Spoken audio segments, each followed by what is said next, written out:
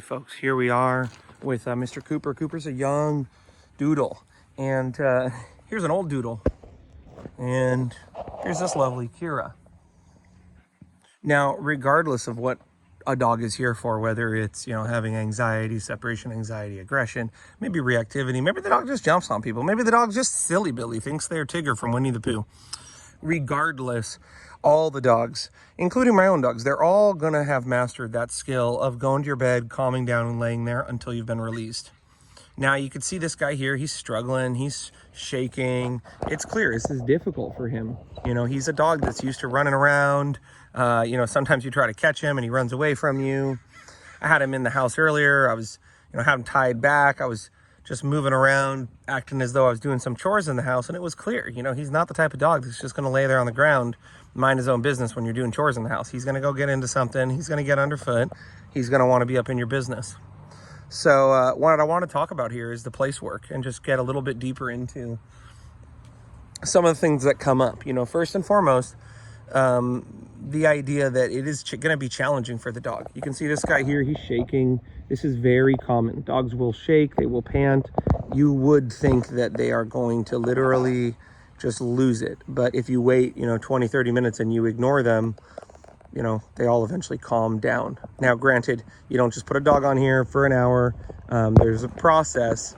And, maybe we'll talk about that in another video. But the general idea is that, place work can be stressful to a dog. It can be challenging to a dog. But when you do place work, the end result is you get dogs like this that are just laying around doing their own thing. I'm going to show you a dog right here that really stressed. Oh, she's coming out of the igloo. This dog had one of the most severe cases of separation. Hi, Elizabeth, that I've ever seen. Hi, Lizzie. Okay. She would get so crazy around the gates, so insane, so worked up. She was climbing the gates, barking, crying, lunging, losing her mind. She's like almost 12 years old. And you could see from place work, duration work, she's going, I'm just going to hang out here in my igloo. Because if I come over here to the gate, I might start getting worked up. I don't think he's coming in here. And honestly, that wasn't even fair to call her over here because she's going, I'm just going to hang out here. At home, she pesters her sister incessantly. She pesters that dog. And here, she says, I just hang out. Good girl, Elizabeth. Good girl.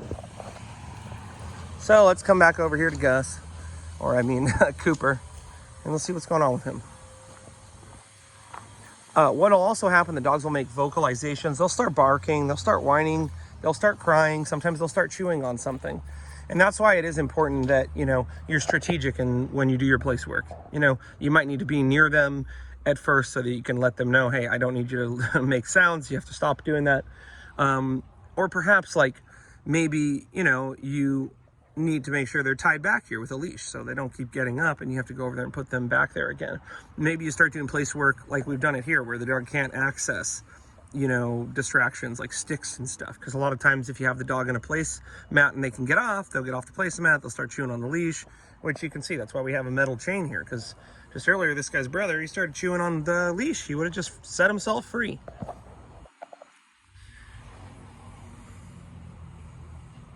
A lot of times, although we might use food initially in place work, I might throw food in the place work. I might even put a remote control battery powered feeder that just feeds the dog there. I could give them something with peanut butter or a chew in their place.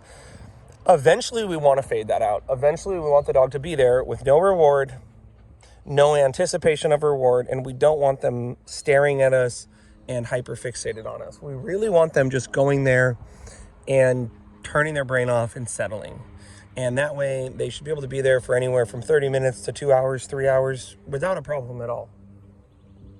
It should get to the point with the place work that we can have people coming and going, dogs can be walking by, we can be doing lawn work or yard work, housework, and the dog's just gonna be chilling, relaxed, okay?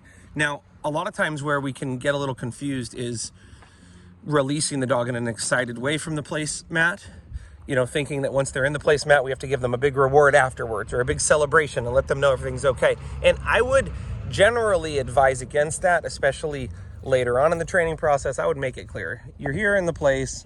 After that, you're getting up. Nothing too exciting's happening, because if there's a huge, exciting event after place work, the dog can be struggling to go, man, why would I wait here? As soon as I get up, we're going for a run. As soon as I get up, they're going to give me a treat. As soon as I get up, they're going to play with me. So I would generally suggest when your dog's practicing place work, you release them from there and then you walk them around, or you just let them do their own thing. You know, you can do training sessions from place work. That's fine. But you just want to make sure that you're making it clear that 85%